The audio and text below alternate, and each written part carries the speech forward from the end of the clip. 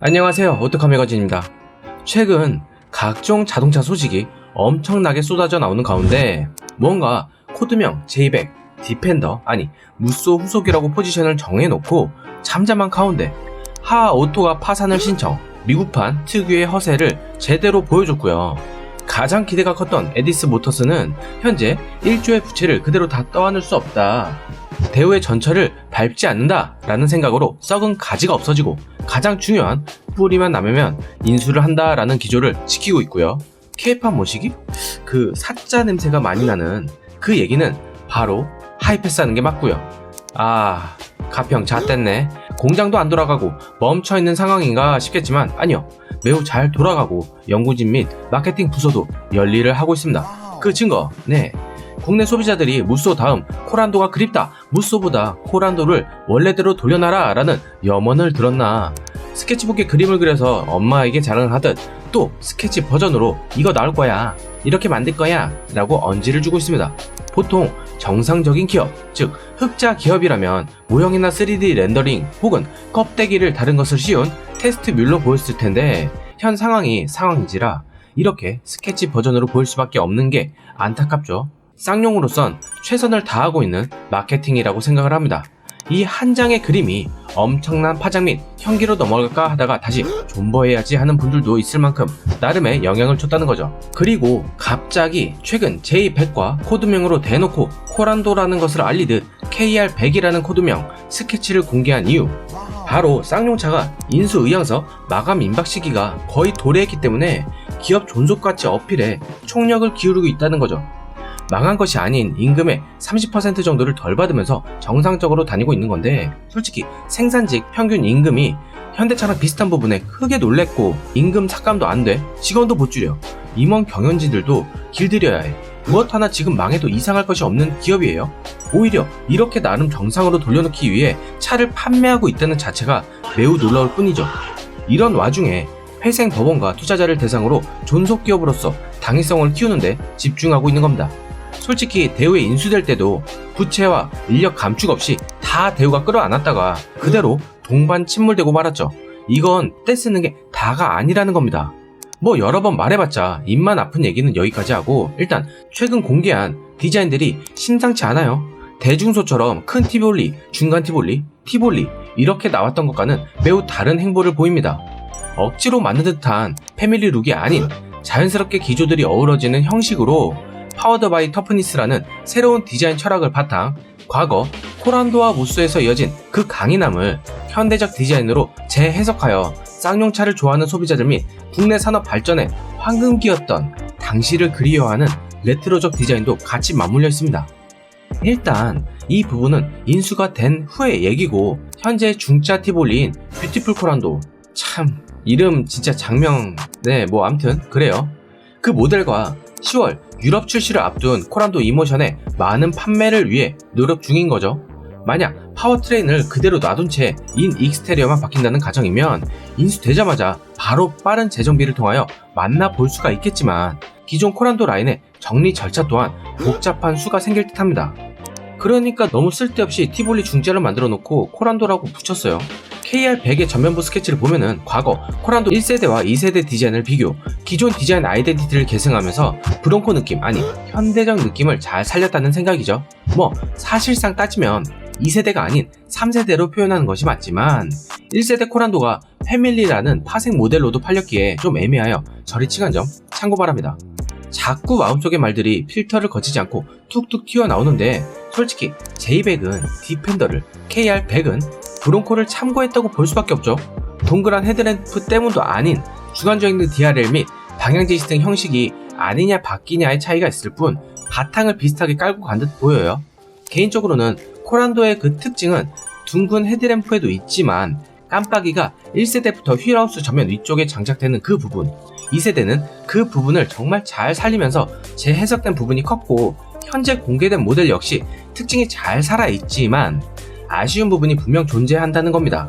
딱 저 방향지시등이 하단 헤드램프 위에 있었으면 어땠을까, 그리고 그 코란도 특유의 라인을 좀 더 살려서 지프에서 파생된 형태보다 더 아름다운 라인을 그대로 가져갔으면 어땠을까 하는 아쉬움이 든 거죠. 실상 2세대 코란도 자체가 주는 멋스러움은 무빙 턴 시그널 램프를 장착, 내부 프로젝션 LED 램프와 원 주위 엔젤링처럼 LED DRL만 바뀌고 출시돼도 상당한 인기를 끌 것으로 보이는데요. 현재 스케치에서 나온 신형 모델도 충분히 아름답다는 바탕을 깔고 아쉽다고 한다는 점 참고 바라고요. 특유의 전면 보조 범퍼는 보행자 안전 규정 때문에 장착할 수가 없죠. 동그란 부분에 헤드램프와 주간주행 등 DRL이 같이 있을 듯 보이고, 하단, 사이드 부분은 안개등과 좀 더 밝게 비출 수 있는 보조 램프 역할을 같이 할 수 있는 것이 장착될 듯 보이죠. 단독 헤드램프로 쓰이기엔 약간 좀 작고 너무 간극이 커 보입니다. 다만 현대 산타페처럼 좀 더 크기를 키워서 다발성 헤드램프를 갖출 수도 있을 것 같아요. 브로커처럼 전면부 하단 범퍼와 그릴 사이에 린치가 내장되어 있는 것이 보이고요. 한국의 루비콘, 가성비 루비콘의 포지션을 맞추고 있는 것을 알 수가 있습니다. 루프렉을 장착, 다양한 레저 생활에 큰 불편함이 없도록 한 게 보이죠. 사이드미러에 리피터가 달려있어 주변 차들의 보다 방향 지시 등의 편리함을 알릴 수 있도록 했고요. 플러시 타입 같은 도어 캐치는 당연히 장착될 가능성이 희박하고 오프로드 특성이 더 짙은 코란도이기에 저 부분은 일반 도어 트림을 장착할 듯 하죠. 루프 라인을 보면은 좀 특징적인 게 있죠. 이 부분을 정말 잘 표현한 듯한데, 우리나라는 루비콘이나 지프처럼 하드탑을 떼서 보관할 수 있는 창고를 따로 갖는 것이 극히 드문 상황입니다. 소프트탑도 있지만 대부분 수동인 점을 감안한다면 저 방식은 미니에서 보여준 홀겹 소프트탑일 가능성이 크다는 거죠. 혹은 그것보다 좀 더 강성을 준 부분일 수도 있죠. 혹시나 소프트탑이 벗겨지고 그 안에 파노라마 썬루프 같은 방식이나 테슬라처럼 전체 유리 같은 형식으로 제공할 수 있겠다 싶지만 굳이 그렇게? 라는 생각을 들게 만들죠. 파노라마 썬루프 버전과 소프트탑 버전, 그리고 브론코처럼 완전 분리식까지 할 수 있도록 제공할 듯 보이지만 현재 나타나 있는 건 스케치뿐이고, 가장 대중적인 라인을 많이 팔고 소수를 위한 방식은 경영 정상화 이후에나 가능할 듯 보이기에 일단 저런 식을 목표로 삼고 있구나 하고 느끼면 될 듯 합니다. 리어 부분으로 가면은 세미 스포일러에 포함된 보조 브레이크 등이 아닌 디펜더처럼 아예 리어 루프 라인에 포함된 형태로 보이죠. 디자인 때문에 리어 와이퍼를 그려내지 않은 건지 아니면은 디펜더처럼 완전히 없애는 방향일지는 가늠하기가 어렵습니다. 테일램프, 전면부와 통일성 있게 양 끝에 장착된 모습이고, 개인적으로 저런 형상의 차에서 보일 수 있는 최선의 방식으로 테일램프 모양을 그려냈다라고 볼 수가 있겠죠. 하단, 리어 범퍼, 사이드에 후진등과 방향지시 등 위치를 가늠할 수 있는 부분이 보이는데요. 사실 후진등을 위로 올리고 어쩌면은 방향지시등만 저런 식으로 장착될 가능성도 커 보입니다. 리어 범퍼 스키드 플레이트가 좀 더 뒤쪽으로 튀어나온 모습이고, 전체 라인이 실내의 크기를 위한 부분보다 기존 코란도의 볼륨감을 부각시키며 불편함을 감수하고 온로드를 달리는 루비콘처럼 마치 그런 기조를 바탕으로 할 수 있겠다 싶은 거죠. 아마 저런 식이면은 시내 주행을 바탕으로 끌고 가야 하기에 서스펜션이나 오프로드 패키지 등을 따로 제공하여 온로드 방식과 차별점을 둘 듯 합니다. 다만 이런 행복회로는 오로지 인수가 마무리되는 시점에서 해야 하죠. 현재 공장 가치가 약 9천억에서 1조라고 하지만 이는 사측의 말일 뿐, 아직까지 실질 가치 평가와 사측에서 보도자료로 내놓고 있는 것과 숫자 차이가 꽤 크기에 아쉬운 부분이 있습니다.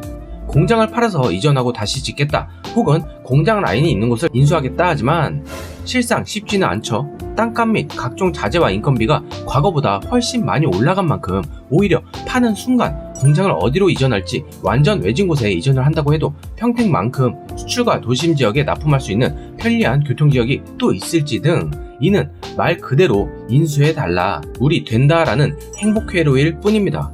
특히 2015년 컨셉트카로 공개된 XAV를 보면은 정말 딱 봐도 코란도의 현대적 라인을 잘 살렸다라고 표시할 만큼 매우 괜찮았습니다.